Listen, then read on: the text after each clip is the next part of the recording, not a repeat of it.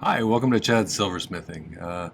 Periodically, people ask me to make something kind of classic, simple, and pretty, and so that's what I'm going to do tonight.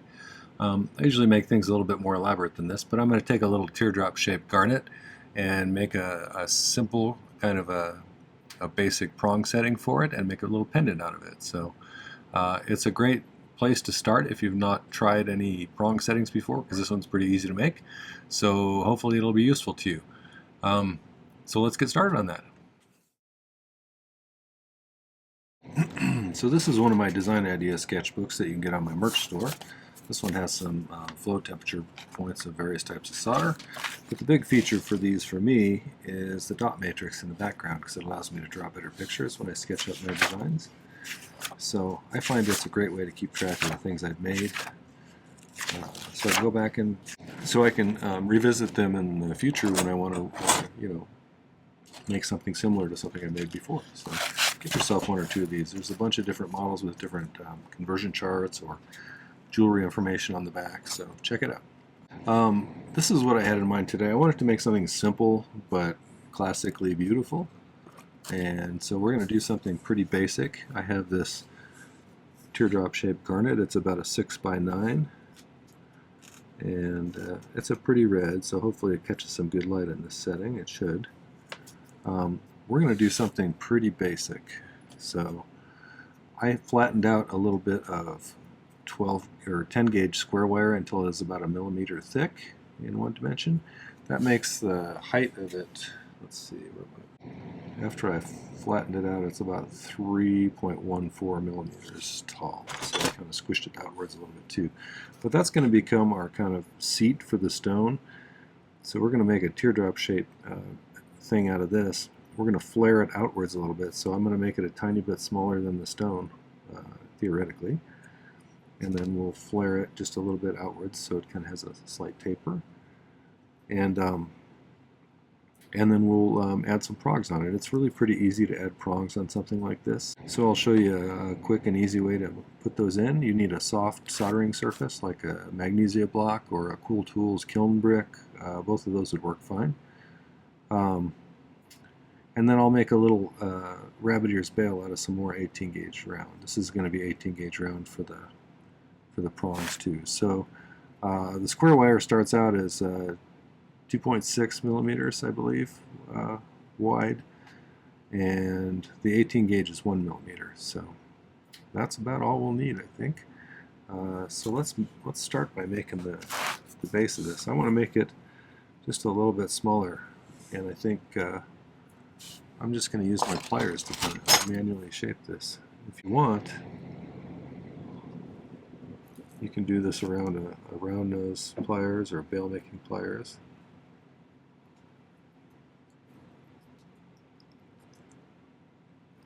I just really kind of want a teardrop shape.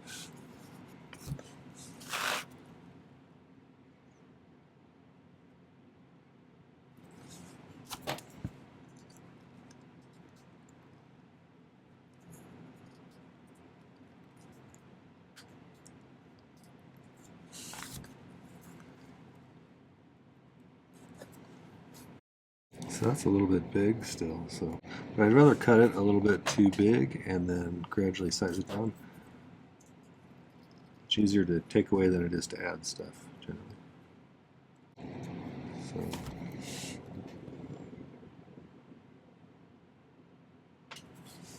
So I think I'm going to cut it right about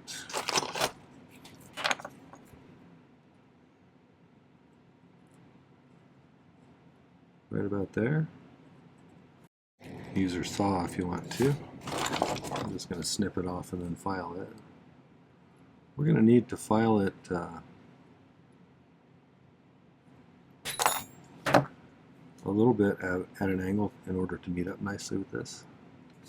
So if you need to, you can brace this against something. Nothing wrong with that.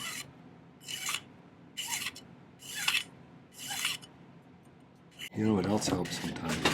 Let's use our miter vise jig unconventionally. Be a rebel.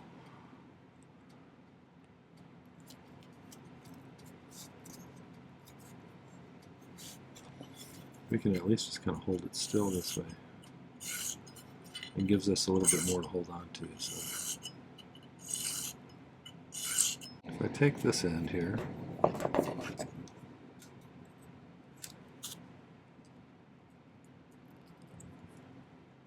bend it down like that.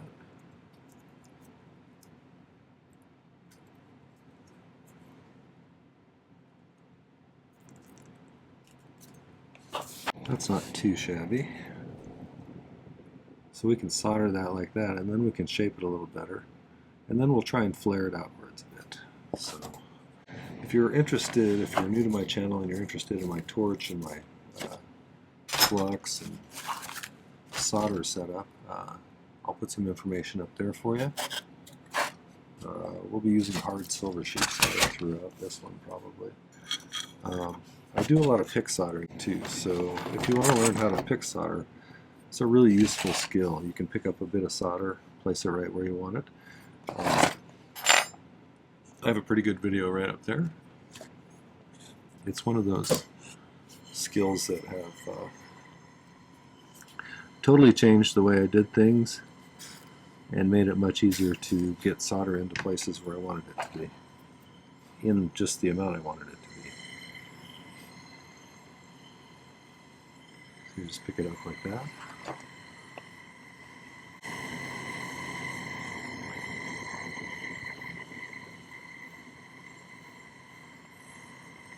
Once the piece reaches the soldering temperature, it'll just jump off the pick onto there. And the real trick is I kind of stick it in early sometimes, like I just did there, and that's not good form, but I get impatient sometimes. So ideally you stick it in there right when it reaches that flow temperature, and it'll just pop on over there for you.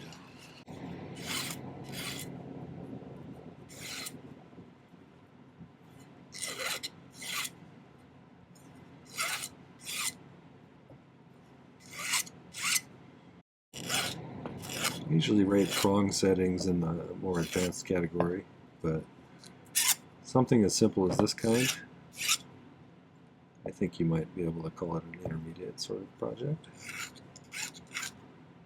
As long as you've kind of gotten a grasp on when and why the solder flows when you do something, you should be able to do this.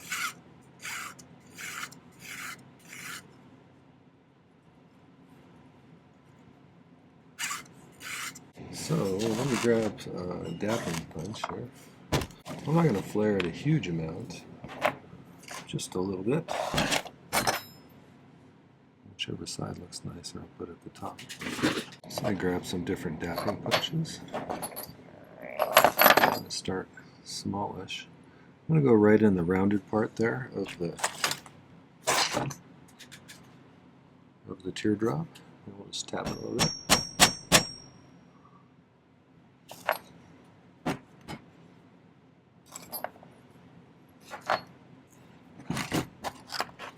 For the other side, I'm going to file kind of a taper into it.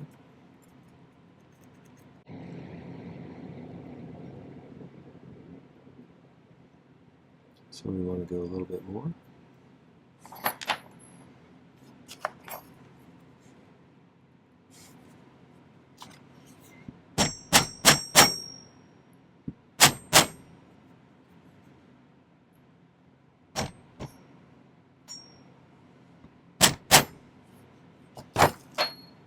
I'm going to taper it downwards a little bit on the tip of this, just like that.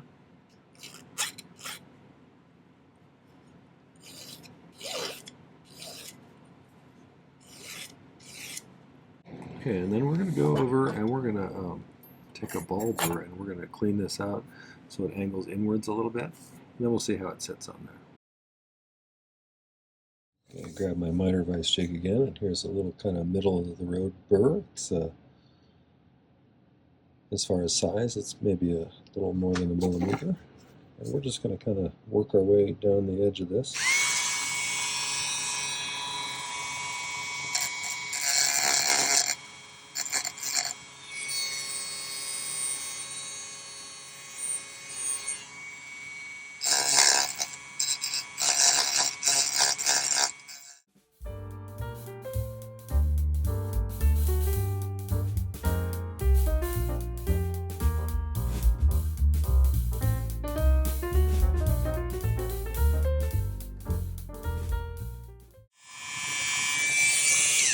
Okay, we'll pull that out and we'll take a look at it. Okay, so we got kind of our bearing made right there, and I think it's looking pretty good.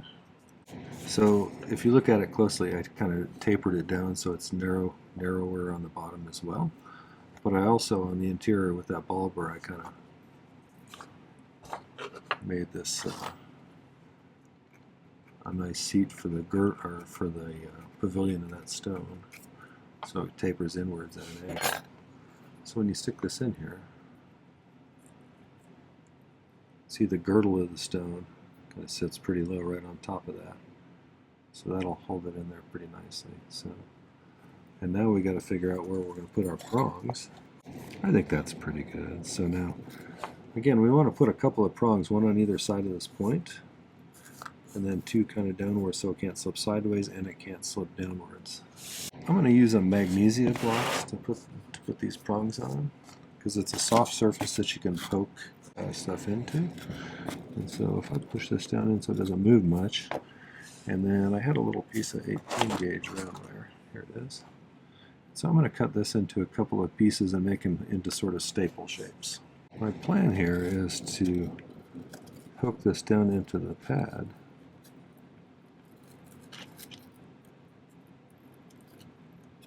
So it's touching pretty close where I want it to be. So we can solder it on there.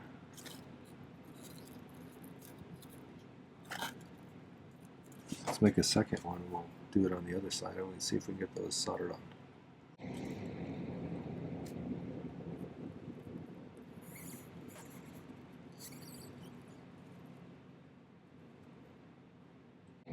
That looks pretty close. Let's do it like that. Move some of this flammable stuff out of the way so it won't start any accidental fires. Nobody wants to see that happen. I'm going to cut some pretty small pieces of solder for this one. You could use a paste solder or something if you wanted to on this, I suppose. Okay, let's put a few of these over here and I'll just pick them on there, theoretically. The reason I say this is a pretty easy prong setting because once you've done this, you're done with the actual setting pretty much, other than polishing and setting the stone. So the only thing we'll need to do after this is add a bail. And we're going to make a super simple one. So the wires on these are pretty exposed to the heat, so you want to be careful not to overheat the wires when you're doing this stage. The base needs to get up to temperature just as much as the wires do for it to really stick to it. So I'm not doing a very good job of it either.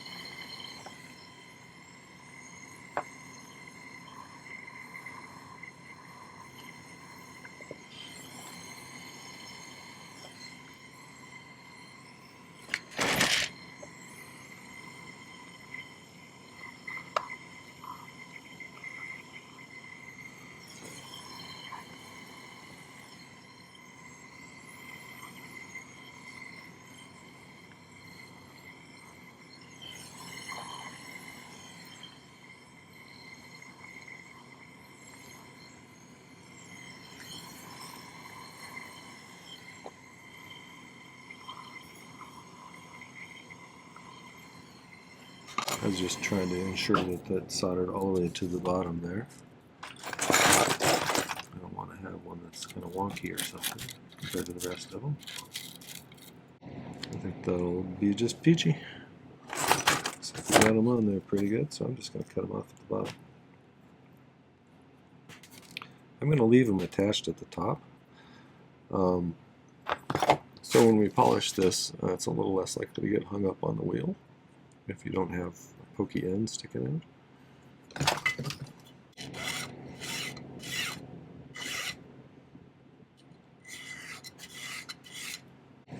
Okay, let's make a little bail here.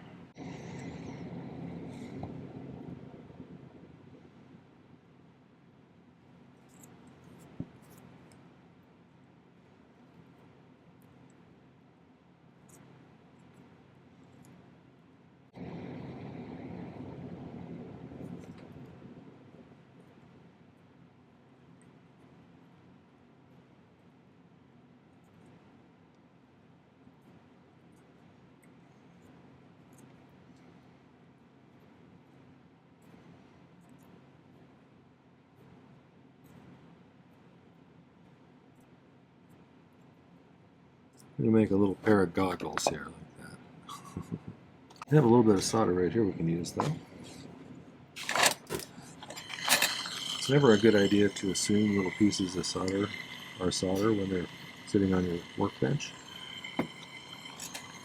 I have lots of people working in my shop sometimes, so I end up with little bits of metal everywhere. And so sometimes it's pretty hard to tell the difference between a little tiny piece of solder and a little tiny piece of sterling. And that is one of those things that everybody learns that lesson at least once. Hopefully you learned from your first time, but just assuming it is solder is a bad idea most of the time. Yeah, let's see if we can kind of just file a little bit of a notch right here in the middle.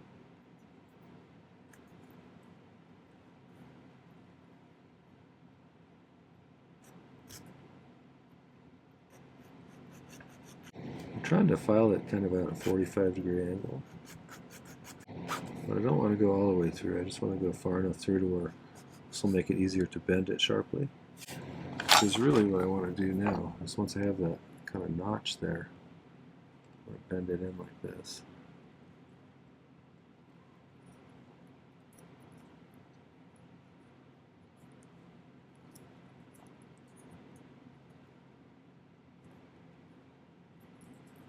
Okay, so let's see if we can get that to solder back together again like that. So I'm just going to pick a little bit of solder right there. There's probably enough there to just reflow. But I want to make sure it's got a good solid seam.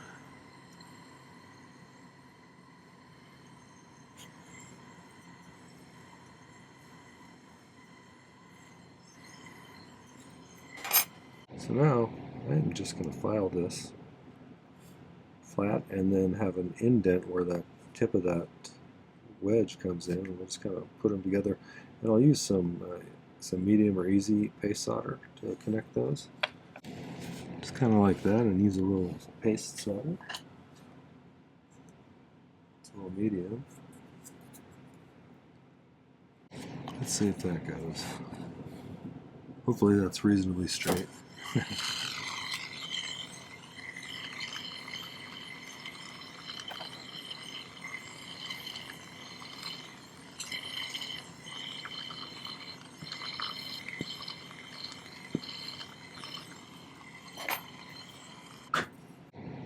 Okay, that appears to be on there pretty good. So, before I'm done, I'll get this polished, and then we'll come back and we'll set the stone. Let's see how it looks. Get some pictures. So I'll be back in a few. That's kind of what I was shooting for, and when we set the stone in there, that looks pretty good. These prongs are much longer. I cut them off the top parts of them, but they're much longer than they need to be. But to start with, I'm going to make sure the stone is sitting pretty flat. And then I'm going to use my chain nose pliers. I'm going to move these inwards just a little bit, all of them.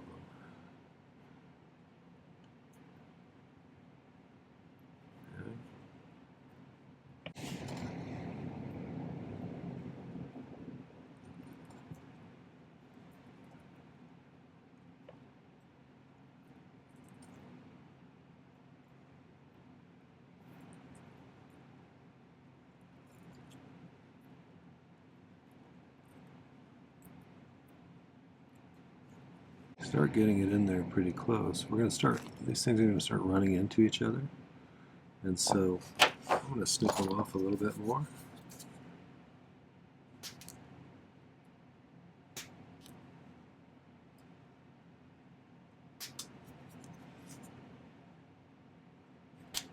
Got to be a little careful with these stones that have points on them like this. The points are usually kind of the most delicate part of the stone. So if I'm going to break it, it's usually going to be that part of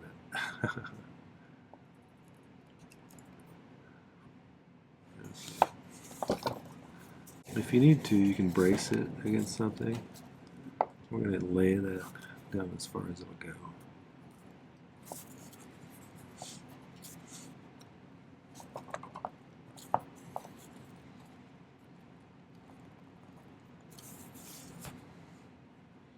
And then the last thing I'm going to, well, not quite the last thing, but about midway up the facets that go between the table and the girdle of the stone, which is that midpoint, we'll cut these off. There's just enough to kind of hold it in there.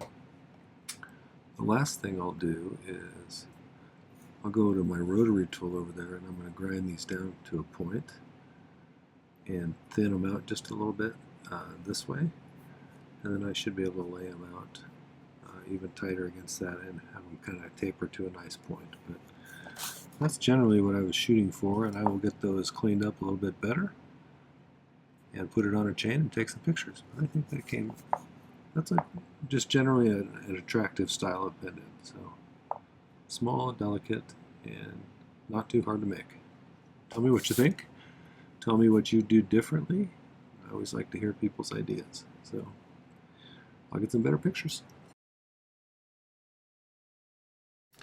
Okay, well, that was a simple teardrop pendant with a faceted stone. If you found that useful or interesting, I'd love it if you'd hit the like button before you go. That really helps to get my channel promoted, and I do appreciate that. I'd also love it if you go visit my main channel page. I have well over 600 videos now. I've been doing it for about 4 years at 3 videos per week, so there's quite a collection of stuff over there, and you're almost certain to find something useful or interesting. There's lots of projects and lots of skill kind of videos. So no matter what level you're at, there's something probably that you can find that'll be fun or useful. So check it out. I'd also really love it if you'd take a moment and hit the subscribe button. It doesn't cost anything, and it helps me out a great deal, so I'd love it if you do that too. I'd like to thank some groups of people. My patrons over on Patreon are my core group of supporters, and without their help I probably couldn't do this. They not only provide me with financial support, they created this really lovely environment where I can find out ideas and share my ideas with them and resources and all that kind of stuff. So thanks for making it that way, you guys. You are awesome. And I'd like to introduce you to a new patron, Amber P. Just signed up for it, so thank you for signing up, Amber. I appreciate it. And I think you'll find that that's a great group of people over there. The other group are my YouTube subscribers, and we just passed 27,600 subscribers. That's amazing. Thank you for that. I really, truly appreciate the nice comments that you guys leave, and I love hearing about your style of doing things, or suggestions for videos, or constructive criticism. All of that stuff helps my channel to get better, and I learn from you as well, so I do appreciate that stuff. Thanks also for the nice contributions, the Buy Me a Coffees, the super thanks, buying one of my ebooks or my merch on my merch store. All of that stuff makes my channel sustainable. I couldn't do it without your help, so thank you for that. Finally, don't forget to visit the video description down below. There's some important links there. There's a link to my Patreon if you want to find out more about the different tiers of membership over there and the perks along with those. Perhaps you'd like to become part of that community too. There's a link to my merch store if you want to get yourself some of those nice design idea sketchbooks. They're great for keeping track of your projects and sketching up ideas. And there's also some other fun merch over there too, so check that out. Finally, there's a link to my newest ebook, which is the Guide to 2025's Tutorials. And I did last year over 170 videos, so there's a page for each one. I'll link to the video itself. It's got some important information about the video, including a picture of the sketch that I drew in advance, a picture of the final outcome, a list of materials it takes to make the project, stone information if there's a stone in it, a difficulty rating, and some notes I took about the project. Things like, did I learn something from it? Or what would I have done different if I was to do it again? Or did I like the outcome or not, and why? So It's a great deal of information and a lot of projects right at your fingertips, and it's a great way to support my channel too, so get yourself one of those. You can even buy a 3-pack and get 2023s, 2024s, and 2025s for a $15 off discount, so check that out too. That's a nice way to get a whole bunch of projects. Alright, well thanks for watching today. Take care. Happy silversmithing.